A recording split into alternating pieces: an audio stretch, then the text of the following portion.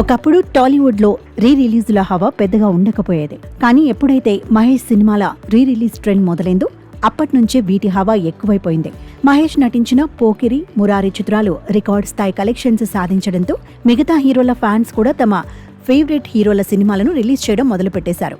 Release టైంలో flop అయిన orange, ఓయ్ సినిమాలు రీ రిలీజ్లో సత్తా చాటుకున్నాయి. అయితే గతంలో స్టార్స్ పుట్టినరోజు స్పెషల్గా హీరోల హిట్ చిత్రాలను విడుదల చేసేవారు. కానీ ఇప్పుడు ఆ ట్రెండ్ పూర్తిగా మారిపోయింది.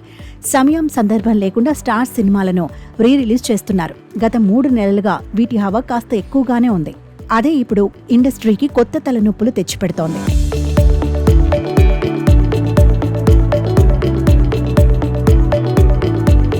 నెలకు 2 నుంచి 3 సినిమాలు రీమాస్టరింగ్ చేసి విడుదల చేస్తున్నారు. ఒక్కటి సినిమాను ఇప్పటికే పలుమార్లు రీ రిలీజ్ చేశారు. అయినా కూడా ఆ చిత్రం 10 లక్షలకు పైగా గ్రాస్ కలెక్షన్స్ ను సాధించింది. ఆగస్టులో విడుదల కాబోయే అతడు రీ రిలీజ్ గురించి ఇప్పటి నుంచే ఇండస్ట్రీలో పోరు మొదలైంది. ఒక్కడు, పోకిరి, ఆరెంజ్, ఓయ్, సూర్య సన్ ఆఫ్ కృష్ణన్, సీతమ్మ వాకిట్లో సిరిమల్లె చెట్టు చిత్రాలు రీ రిలీజ్ అయినప్పుడు హౌస్ఫుల్ కలెక్షన్స్ తో బాక్సాఫీస్ కళకళలాడింది. కానీ అదే రోజున విడుదలైన మిగతా చిత్రాల పరిస్థితి మరోలా ఉంది. పోనీ అన్ని సినిమాలు రీ రిలీజ్లో సత్తా చాటుకుంటున్నాయా అంటే ఒక విధంగా లేదని చెప్పాలి.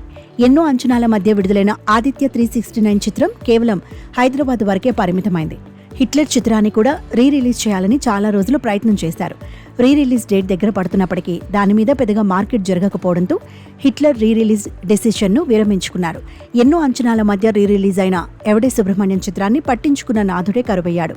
ఇక నాయక్ సినిమాకు అయితే మొదటి రోజు మొదటి 2 షోలు మినహాయించి ఎక్కడా పెద్దగా ఆడలేదు.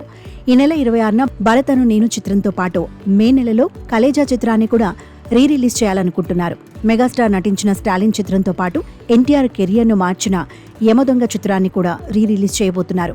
ఇలా వరుసగా స్టార్స్ సినిమాలు రీ రిలీజ్ చేస్తుండటంతో ఆయా తేదీల్లో విడుదల కాబోయే చిన్న సినిమాల పరిస్థితి ఇబ్బందికరంగా మారింది.